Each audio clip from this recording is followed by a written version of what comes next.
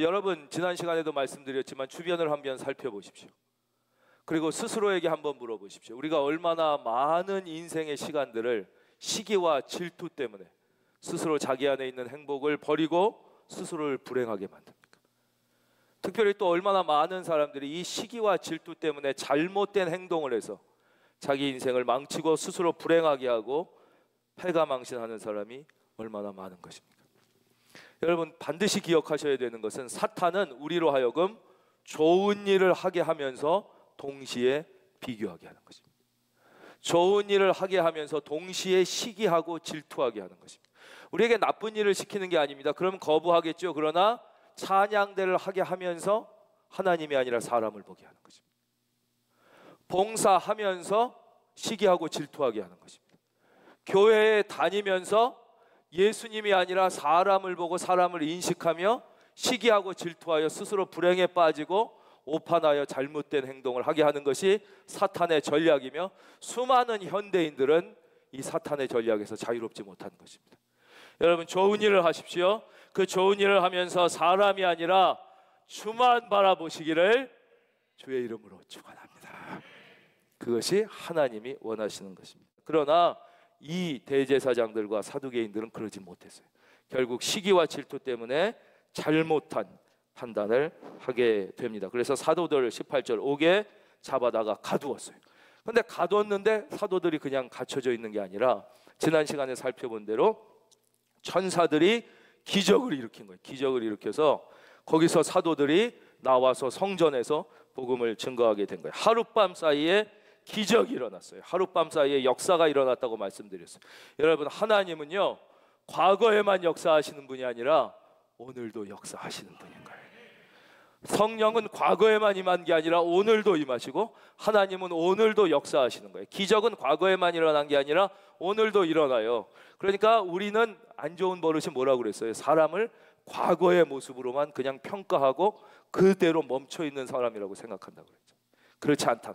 오늘 하룻밤 사이에도 누구라도 마음을 열고 하나님을 모셔드리면, 마음을 열고 변화되길 원하면 누구라도 오늘 하루 사이에 위대한 역사가 일어날 수 있는 것이, 여러분의 남편은 어제까지의 그 남편이 아닐 수 있고, 여러분의 아내는 어제까지의 그 아내가 아닐 수 있고, 무엇보다도 여러분의 자녀, 여러분의 자녀를 과거로 평가하지 말기를 바랍니다. 여러분의 자녀가 내 새끼는 이렇다고 단정하지 마시기를 바랍니다. 여러분의 자녀에게 하나님의 역사가 일어나면 오늘 하루라도 여러분의 자녀가 사도 바울처럼 될 수 있고 베드로처럼 될 수 있고 위대한 하나님의 사람이 될 수 있는 것입니다. 예수 안에서 사람은 변할 수 있습니다. 예수 안에서 모든 사람이 변하는 것은 아닙니다. 그러나 예수 안에서 누구라도 마음의 문을 열고 하나님의 은혜를 받아들이기로 결정하면 예수 안에서 사람은 누구라도 변할 수 있어요. 그렇게 하기 위해서 예수님은 계속 우리의 마음의 눈을 두드리고 계신 거예요. 그러니까 사도 바울을 말씀드리면, 사도 바울이 다메섹 도상에서 예수님을 만나잖아요. 그래서 그의 인생이 위대하게 변하여, 그전에는 핍박자였다가 증거자로, 그전에는 기적을 부인하던 자였다가 기적을 일으키는 자로, 그렇죠? 완전히 인생이 바뀌는데 그전에도 예수님은 계속 사도 바울의 마음의 문을 두드리셨던 거예요. 스데반이 돌에 맞아 죽는 자리에서 예수님은 사도 바울의 문을 두드리고 계셨던 거예요. 계속 두드리고 계셨는데 사도 바울이 계속 마음의 문을 꽁꽁 잠궈 닫고 있다가 마침내 다메섹 도상에서 그 엄청난 사랑의 마음의 문을 열었을 때 주님이 그에게로 와서 그의 인생이 완전히 변화되는데, 어떤 인생이요? 그전에는 핍박하던 인생에서 이제는 복음을 증거하던 인생, 그전에는 기적을 비판하던 믿음에서 기적을 일으키는 위대한 인생이 된 것이죠. 저는 여러분들이 이 기적을 일으키는 믿음이 되셨으면 좋겠어요. 그냥 기적을 단순히 경험하는 수준에서 넘어가서 여러분이 기도할 때, 여러분이 찬송할 때, 여러분이 여러분의 자녀의 머리에 손을 얹고 기도할 때 기적이 일어날지어다. 내가 일으키는 것은 아니지만 하나님을 감동할 수 있는 인생이 돼요. 그래서 여러분의 자녀는, 우리도 나도 마찬가지, 마음의 문을 열고 변화되기를 사모하면 누구나. 그래서 예수님은 우리를 강제적으로 변화시키는 폭군이 아니셔서 그 유명한 그림 얘기 여러분들이 문 앞에 서서 두드리시는 거예요. 계속 우리가 마음의 문을 열기를 기다리고 계시는 것이죠. 22절 23절을 보겠습니다. 22절 부하들이 가서 옥에서 사도들을 보지 못하고 돌아와 이르되 우리가 보니 옥은 든든하게 잠겼어요. 지금 옥문이 열려 있는 게 아니라 잠겨 있어요. 지키는 사람들이 문에 서 있으되 지금 경비 군인들도 그대로 서 있어요. 근데 문을 열고 본즉 그 안에는 한 사람도 없더이다. 그런 것이. 보세요. 문이 그대로 잠겨져 있고 지키는 사람도 그대로 있으면 우리가 잡아 옥에 쳐넣은 그 사람들이 거기 그대로 있어야 되는데 문도 그대로 잠겨져 있고 군인도 그대로 지키고 있는데 보니 사람만 없다는 것이에요. 이해할 수 없는 일이 일어난 것입니다. 여러분, 첫째 우리가 이해할 수 있는 일도 있지만 우리가 이해할 수 없는 일도 있다는 사실을 인정해야 되는 것입니다. 여러분, 믿음의 세계에는 우리가 이해할 수 있는 일만 있는 것이 아닙니다. 이 세계에는 새로운 사실이 있습니다. 설명할 수 없는 사실이 있습니다. 인간의 이성과 합리와 경험이 결코 도달할 수 없는 더 위대한 세계가 분명히 존재하는 것입니다. 이것을 인정하는 것입니다. 천지 창조를 무슨 수로 설명할 수 있겠냐? 이거 아니에요. 누가 어떻게 이해할 수 있겠느냐? 근데 성경은 이 천지 창조부터 시작되는 거예요. 태초에 하나님이 말씀으로 천지를 창조하셨다는 게 이게 어떻게 설명되고 이게 우리의 이성과 합리와 경험의 수준에서 되냐고요. 안 되는 거예요. 여러분, 노아의 홍수가 이해가 됩니까? 그게? 노아의 홍수가 설명이 되냐고요. 노아의 홍수가 그게. 그 이해할 수 있는 일입니까? 그 구원의 예표로 하나님이 구약 시대 보여주신 게 이스라엘이 고통 가운데 울부짖고 기도하니까 하나님이 기도를 들으시고 모세를 세우셔서 이스라엘을 해방시켜 주시기 위해서 이집트에서 끌어내서 어떻게 돼요? 홍해 바다를 가르시잖아요. 홍해 바다는 동해보다 더 파도가 강한 노도 광풍이 부는 바다를 하나님이 가르셔서 한 10명이 건넜으면 거짓말이라도 하죠. 60만 명이 건넜습니다. 60만 명이 노도 광풍이 부는 홍해를 하나님이 육지처럼 만들어서 건너셨다는 사실을, 동해 바다를 건너 독도에 갔다는 사실을, 여러분, 이게 상식적으로 설명이 됩니까? 이게 있을 수 있는 일이냐고요. 여리고가 화살 하나 안 쐈는데 그 철옹성 같은 여리고가 무너지고, 그렇게 치료해도 안 되던 나아만 장군이 요단강에 6번째 들어가 7번째 나오니까 피부가 어린아이같이 깨끗해진 일이 이게 이해가 되는 일이냐고. 이게 이해를 할 수 있는 일이냐. 이게 설명이 됩니까? 이건 안 되는 일이에요. 우리의 이성의 세계와 경험의 세계에서는 설명이 안 되고 이해되지 않는 세계가 있다는 것, 이것은 영으로만 이해되고 신앙으로만 이해할 수 있는 세계가, 할렐루야, 있다는 것을 우리가 인정해야 된다는 것이에요. 이게 구약에만 그렇습니까? 여러분, 신약을 보세요. 신약은 뭐로 시작해요? 동정녀가 잉태해서 아기를 낳는 게 구원의 핵심이에요. 여러분, 여자가 어떻게 남자 없이 아기를 낳습니까? 말이 됩니까? 처녀가 어떻게 남자 없이 애를 낳습니까? 아니, 어떻게 예수님이 죽은 자를 살리고 귀신을 쫓아내고 문둥병자를 치료하고 안진뱅이를 일으킨다는 게, 말씀 한마디로 바람과 파도를 잔잔하게 하고 무리를 걷는다는 게, 이게 설명이 됩니까? 이게 상식적으로, 이성적으로, 논리적으로 있을 수 있는 일입니까? 오병이어 물고기 2마리와 보리떡 5개를 가지고 5,000명이 넘게 먹고 12강주리가 넘게 남은 이 사실이 이게 설명되거나 이해할 수 있냐고. 이 말도 안 되는 이것들이 바로 구원의 핵심 진리라는 것이죠. 영으로만 이해할 수 있고 신앙으로만 이해할 수 있는 일이 있다는 것을 인정할 수 있기를 축원합니다. 바로 이것이 진짜 지성입니다. 여러분, 지난 시간에도 말씀드렸죠. 이것을 인정하는 것. 여러분, 땅의 일만 있는 것이 아니라 하늘의 일이 있는 것입니다. 사람의 일만 있는 것이 아니라 하나님의 일이 있는 것입니다. 여러분, 우리가 이 땅에서 7, 80년 살다 죽으면 끝입니까? 아닙니다. 육신만 있는 게 아니라 영혼이 있는 것입니다. 육신이 죽은 후에 반드시 천국이 있고 지옥이 존재하는 것입니다.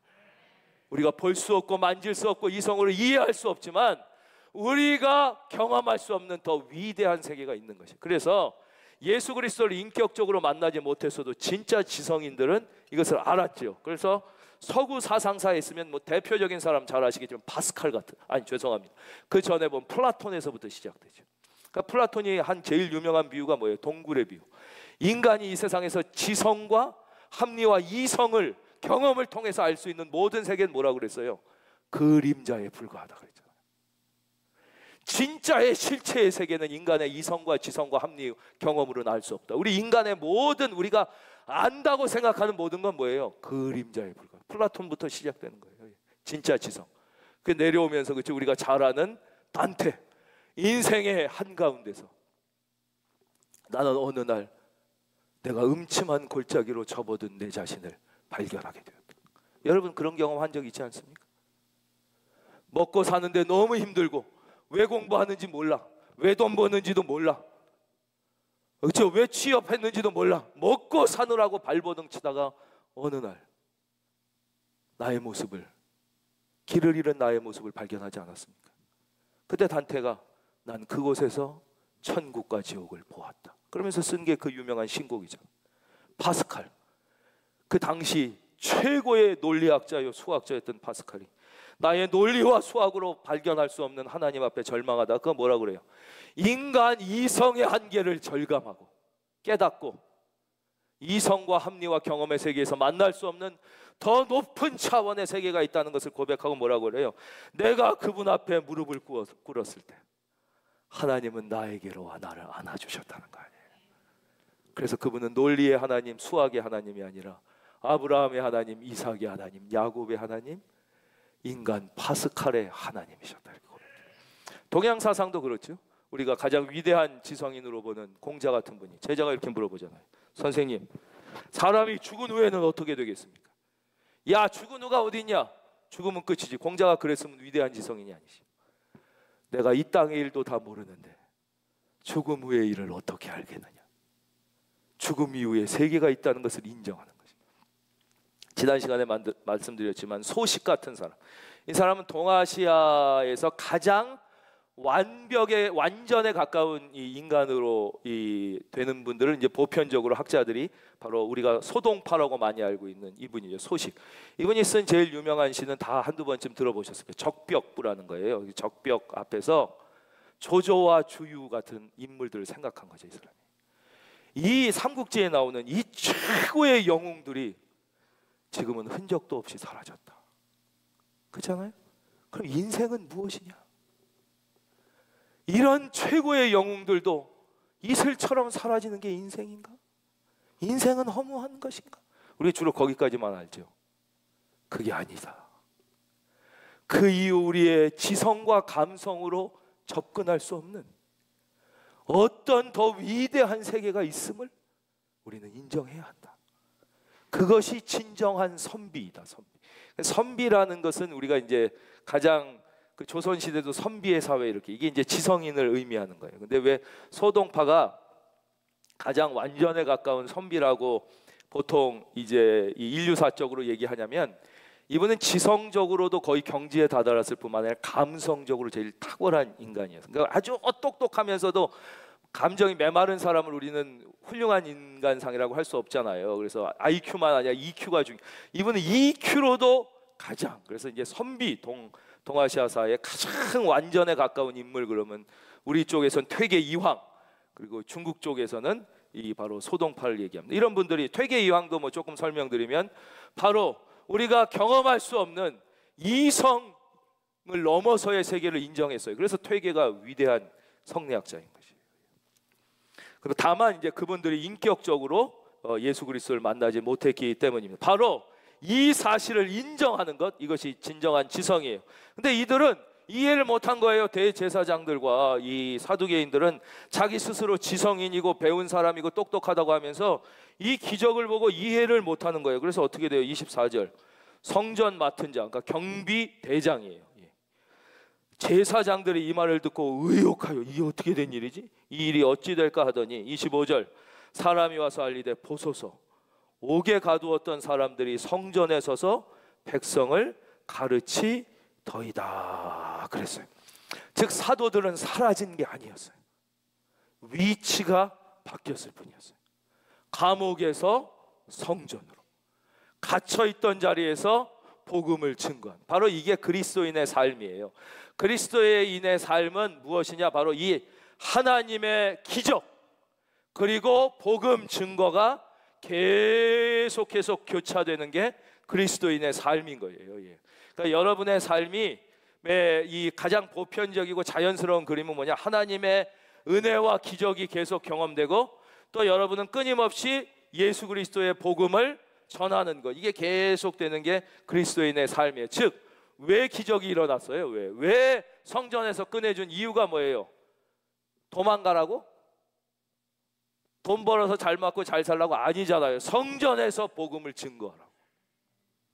그러니까 여러분 왜 기도하는 거예요? 왜 나를 도와달라고? 저 영상에서도 김병삼 목사님, 하나님 나를 도와주세요. 예. 왜 기도하는 거예요?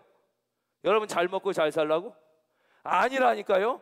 왜 돈 버는지, 왜 사는지, 왜 공부하는지, 왜 이 직업을 가졌는지도 모른 채 허무하게 사는 사람이 제일 불쌍한 사람이라고 말씀드렸죠.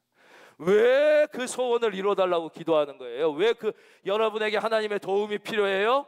여러분들이 바로 복음을 예수 그리스도의 십자가를 증거해서 한 사람이라도 더 살리고, 한 병든 사람, 더 가난한 사람이 하나님의 은혜를 경험하게 하기 위하여 저는 여러분이 그렇게 하시기를 바랍니다. 그런데 문제는 이 사두개인과 대제사장, 이 사람들은 이제 세속적인 사람들을 의미하는 거예요. 세속적인 사람들은 이러한 역사를 보고도 언제나 세상적인 힘이나 물리적인 힘에 의하여 문제를 해결하려고 그래요. 그는 요즘도 똑같은 거예요. 세속적인 사람, 세상적인 사람은 세상의 힘, 물리의 힘을 의지해서, 참 얼마나 우리가 볼 때 어리석어요. 아니 자기들이 잡아다 가뒀어. 근데 가보니까 문도 잠기고 지키는 사람도 있는데 이 사람들이 없어져서 성전에서 예수를 증거하고 있다면 뭔가 깨달아야 되잖아요. 이제는 이 정도 됐으면. 근데도 못 깨닫고 여전히 세상의 힘과 세속의 물리적인 힘을 이용해서 자기들의 목적을 이루고 문제를 해결하려고 합니다. 이게 여러분 대제사장하고 사두개인들만 얘기입니까? 이거 우리 얘기 아닙니까? 그 정도 은혜를 주셨는데도, 그 정도 역사를 보고 이 말씀을 듣고도, 그 성경이 뭐라고 그래요? 스스로 똑똑하다 하나 깨닫지 못하는 자는 멸망하는 짐승 같도다. 현대인들은 다 자기가 똑똑하다고 생각해요. 스스로 똑똑하다 하나 깨닫지 못. 지금 성경에 보면 대제사장과 이 일파들, 바로 우리 얘기예요. 우리 얘기. 스스로 똑똑하다 하나 깨닫지 못하는 자는 멸망하는 짐승 같다. 짐승보다 나은 게 없는 거예요. 짐승. 여러분, 오늘이라도 여러분의 마음의 문을 열고 하나님의 은혜를 의지하시기를 바랍니다. 자, 이제 29절인데 왜 여기서 멈췄느냐? 이 29절 말씀이 여러분이 잘 아시는 그 이름도 유명한 교회 불복종의 원리라는 위대한 원리가 나온 말씀이에요. 바로 이 29절에서 나온 거예요. 그러니까 이 교회 불복종의 원리가 개인의 삶을 변화시키고 인류의 삶을 가장 획기적으로 변화시킨 원리인데, 이게 인간의 이성과 지성에서 나온 게 아니라 베드로가 성령이 충만하여 바로 하나님의 뜻을 명쾌하게 고백하면서 여기서 그 이름도 유명한 교회 불복종의 원리라는 위대한 원리가 나온 게 바로 이 말씀의 29절 말씀 보겠습니다. 이제 제가 읽을게요. 베드로와 사도들이 대답하여 이르되 사람보다 하나님께 순종하는 것이 마땅하니라. 그래서 이번에는 다 같이 읽겠습니다. 저를 따라해 주십시오. 사람보다 하나님께 순종하는 것이 마땅하니라. 예, 이제 저를 봐주십시오. 설명해 드리겠습니다. 교회 불복종의 원리는 무엇이냐? 기본적으로 모든 그리스도인은 자기가 속한 사회와 국가에서 모범적인 시민이 되고 법과 질서를 잘 지키며 권력자의 의도에 충돌되지 않고 살아가는 게 보편적 삶의 양식입니다. 그래서 성경이 말씀하셔요. 그러나 권력자들이나 혹은 법이 착각하여 하나님이 자신들에게 잠시 맡긴 권력과 법제정의 권리를, 그 하나님이 이 세상의 모든 권력과 파워는 하나님이 잠깐 맡기신 거라고 성경에 써 있어요. 착각하여 자신의 권력과 법을 가지고 하나님이 하라고 하신 것을 못하게 하거나 하나님이 하지 말라고 하신 것을 하라고 강요할 때, 우리 그리스도인들은 이 땅의 삶에서 어떤 손해와 고난이 온다 할지라도 사람의 말이 아니라 하나님의 말씀과 법을 주저없이 선택한다. 이것이 바로 교회 불복종의 원리인 것이에요. 그러니까 보세요, 신분제가 계속 있었어요. 우리 얼마 전까지도, 그렇죠? 그러나 성경이 모든 인간은 평등하게 하나님이 창조하셨다. 그러면 그 잘못된 세상의 법에 불복종하여 우리가 평등의 말씀을, 그때 당시에는 얼마나 손해를 많이 보고 노예 해방 운동 때문에 얼마나 막, 그래도 말씀을 지키면서 손해와 고난을 감내해 나간다는 거예요. 그런 게 수도 없이 많아요. 주의를 못 지키게 하는 것, 하나님 앞에 복음을 증거하지 못하게 하는 것. 우리 조선시대도 그렇고 세계도 다 얼마 전까지만 해도 복음이 지배하지 않던 모든 시대는 일부 다처제였잖아요. 우리나라 뭐 얼마 몇 년 됐습니까? 그 왜 그게 복음이 들어가는 곳마다 평등이 실천되고 남자 여자와 어린아이가 모두 동등한 인기. 왜요? 하나님이 창조하실 때 남자와 여자를 1대1로 창조하셨잖아요. 그렇다면 일부 일처가 성경적인 뜻인 것이다. 하나님이 창조하실 때 모든 인간을 평등하게 창조하셨다. 즉 여자는 남자에게 종속된 존재가 아니라 동등한, 존귀한 존재이다. 어린아이도 생명은 천부인권, 모든 생명은 태어날 때부터 존엄한 것이다. 그렇기 때문에 신분뿐만 아니라 어린아이에게도 어른과 똑같은 존엄성을, 이게 다 성경이에요. 그러나 세상이 그랬어요? 여러분 일본에 가보십시오. 일본이 그렇게 잘 살아도 여성의 권리가요 우리랑 비교도 안 돼요. 뭐 유물론은 다 인간이, 아랍, 복음이 없는 아랍, 그게 사람 살 때입니까? 주일, 그렇죠? 일부 일처, 평등, 동성연애, 아무리 보기에 좋아 보여도 하나님께서 남자와 여자를 창조하시고 가정을 이루게 하셨기 때문에 이것은 하나님의 뜻이 아니다. 우리가 이렇게, 이것이 바로 교회 불복종의 원리예요. 이게 어디서 나오냐? 인간의 지혜와 지식에서 나온 게 아니라, 제가 뭐 일일이 다 설명해 드리지 않지만 바로 그런 것이죠. 그래서 우리가 이걸 조금 더 또 설명해 드리면, 우리는 이 세상에 살지만 이 세상 사람들이 아니에요. 그러니까 우리는 이 세상에 살지만 이 세상에 속한 사람들이 아니라는 거예요. 이게 말이 안 되는 것 같습니까? 설명해 드리겠습니다. 자, 대한민국의 외교관들을 보십시오. 대사, 영사, 참사 이런 사람들. 대한민국의 국민으로서 영국, 미국, 우간다, 일본의 대사관에 파견, 그 사람들이 지금 미국에 살지만 그 사람은 미국에 속한 사람이 아니에요. 대한민국에 속한 사람으로서 대한민국을 위하여 미국의 대사관에 있는 거예요. 그리고 일본에도 있고 우간다에도 있어요. 그러니까 미국과 일본과 우간다에 외교관으로 가면 당연히 그 나라의 법과 질서를 잘 지키는 게 맞지요. 그러나 그 나라가 대한민국의 국익을 침해한다든가 대한민국의 국민을 국민답게 살지 못하게 할 때는 어떠한 고난과 손해가 있고 추방된다 할지라도 대한민국을 위하여 선택하고 움직여야 되는 게 외교관이라는 것이. 바로 우리의 신분은 무엇이냐? 우리는 이 땅에 살지만 하나님의 백성인 거예요. 하나님의 자녀이며 하늘나라의 시민권을 가지고 이 세상에 살아요. 그러니까 이 세상의 법과 질서를 보편적으로 잘 지켜야 되지만 그것이 하나님의 말씀과 뜻에 위배될 때는 어떠한 고난과 손해가 있을지라도 주저하지 않고 하나님의 말씀을 따라 사는 것, 이것이 바로 그 이름도 유명한 교회 불복종의 원리입니다. 이것은 인간의 지식에서 나온 것이 아니라 바로 오늘 29절 베드로와 사도들이 대답하여 이르되 사람보다 하나님께 순종하는 것이 마땅하니라. 여러분들은 그러고 계십니까? 여러분들은 비록 내가 손해를 보고 고난을 당한다 할지라도 미련 없이 하나님의 법을 붙잡고 계십니까? 저는 여러분이 그렇게 되시기를 바랍니다. 그럴 때 하나님이 경험되고 성령님의 도우심이 경험되는 것입니다. 하나님의 살아계심이 경험되는. 베드로는 이렇게 그리스도인의 삶의 원칙을 말한 다음에 그 자기들을 핍박하고 저주하고 죽이려고 하는 사람들에게 예수 그리스도를 소개합니다. 30절, 너희가 나무에 달아 죽인 예수, 십자가의 예수님을 소개합니다. 우리 조상의 하나님이 살리시고 부활의 예수님을 증거합니다. 이스라엘에게 회개함과 죄사함을 주시려고 구세주 예수 그리스도를 증거합니다. 그를 오른손으로 높이사 임금과 구주로 삼으셨느니라. 바로 우리의 왕 되신, 우리의 왕 되신. 그래서 여러분, 우리도 여러분의 인생의 보좌, 그러니까 요새 말로 바꾸면 여러분의 인생의 정권 교체가 일어나야 된다고 말씀드렸잖아요. 내 인생의 정권의 핵심에 하나님이 계셔야 되는데, 예수님이 계셔야 되는데 내가 있잖아요. 내가.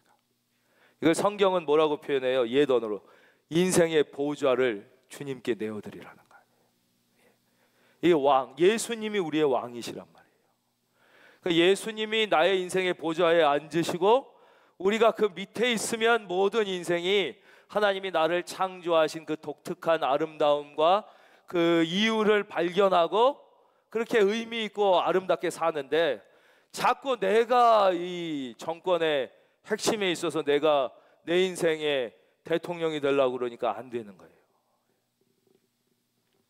내가 왕이 되려고 그러니까, 아니 뭐라 그래요? 여기 아예 말씀하시잖아요. 31절, 이스라엘에게 회개함과 죄사함을 주시려고 그를 오른손으로 높이사 임금과, 바로 여러분의 인생의 임금이 누구라고요? 많은 모든 타락한 사람들은 자기 자신이 자기 인생의 왕인 거예요. 그래서 인생이 비참하고 괴로운 거예요. 바로 예수님이 임금이 되고 우리의 구세주가 되어야 된다. 이렇게 예수님을 소개해요. 여기서 우리는 이 사도들의 위대함을 봅니다. 자기를 감옥에 가두고 자기들을 또 재판에서 벌 주려고 온 협박하고 괴롭히는 이분들에게 예수님을 증거하잖아요. 여러분, 마음속에 미운 사람이 있습니까? 여러분을 핍박하는 사람이 있습니까? 여러분을 속상하게 하는 사람이 있습니까? 오늘 그 사람에게 예수를 전하기를 바랍니다. 그 사람은 왜 여러분을 미워하고 괴롭히는 것입니까? 왜 여러분을 핍박하는 것입니까? 그 속에 예수님이 안 계셔서 그런 것입니다. 그 사람이 교인이냐 아니냐의 문제가 아닙니다. 그 속에 예수님이 안 계시기 때문에 그런 거예요. 여러분, 그래서 이 사도들의 위대함이 뭐예요? 교회 불복종의 원리, 그러니까 막 맨날 반항하는 게 아니라는 거예요. 자기들을 그렇게 괴롭히고 핍박하는 이 뉴스를 보니까 그 북한의 권력자가 또 미사일, 온 국민은 굶어 죽는데 하여튼 미사일 쏜다고 그래가지고 자기 딸이랑 그 부인 되는 분을 데려다가 이렇게 옆에 세워놓고 하는 게 나오더라고요. 보니까 그 부인 되는 사람이 그 남편 앞에 두 손을 모으고 서 있더라고요. 우리 아주 최현대식 그 핸드폰에 그래서 그거 보면서 우리나라는 그 반대잖아요. 우린 주로 남편이 아내 앞에서 이렇게 이런, 그건 이제 너무 심한 거지만,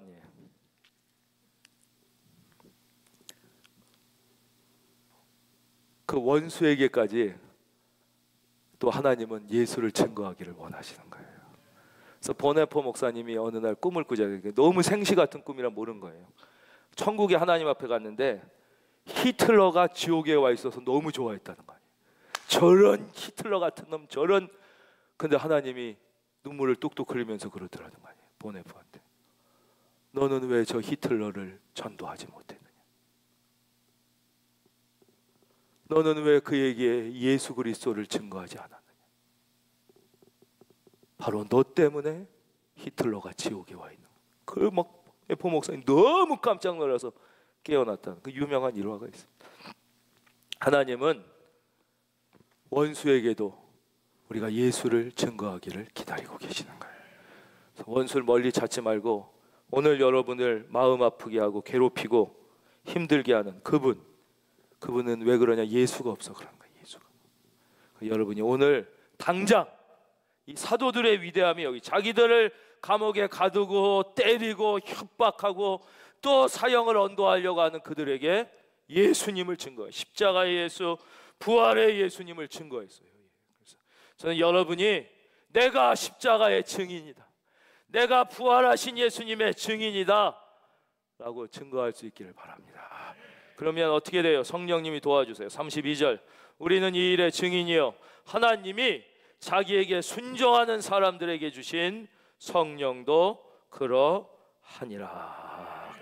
바로 성령님도 그때 여러분을 도와주신다는 거예요. 여러분들 중에는 내가 성령을 믿고 의지하고 받아들인다고 했는데도 왜 나는 성령님의 도우심이 잘 경험되지 않고 이게 실감나지 않는가? 성령은 어때요? 자기에게 순종하는 사람들에게 성령을 주셨다고 그러잖아요. 성령은 언제, 다른 때도 역사하지만 제일 강하게 역사하시냐면요, 여러분이 예수를 증거할 때 성령님은 여러분 안에서 가장 강하게 역사하십니다. 그때 우리가 성령님을 가장 강하게 우리가 경험하게 되는 거예요. 경험하게 되면서 성령님이 나를 혼자 버려두지 않고 함께 하신다는 것을 경험하는 그런 충만한 삶을 살게 되는 것입니다. 여러분, 이번 한 주 여러분 안에 임재하신 그 하나님의 사랑에 순종하여 가족에게 줄 수 있는 최고의 선물은 예수를 소개하고, 친구에게 줄 수 있는 최고의 선물도 예수님 뿐만 아니라 여러분의 원수에게도 하나님은 여러분이 예수 그리스도를 소개하시기를, 내가 여러분에게, 당신에게 예수를 소개해 예수님을 만나게 해주겠습니다, 이렇게 하시기를 기대하고 하나님이 사모하고 계시다는 것을 기억해서 이번 한 주 성령님과 동행하는 우리 행복한 성령님을 경험하는 한 주가 다 되시기를 예수님의 이름으로 축원드립니다.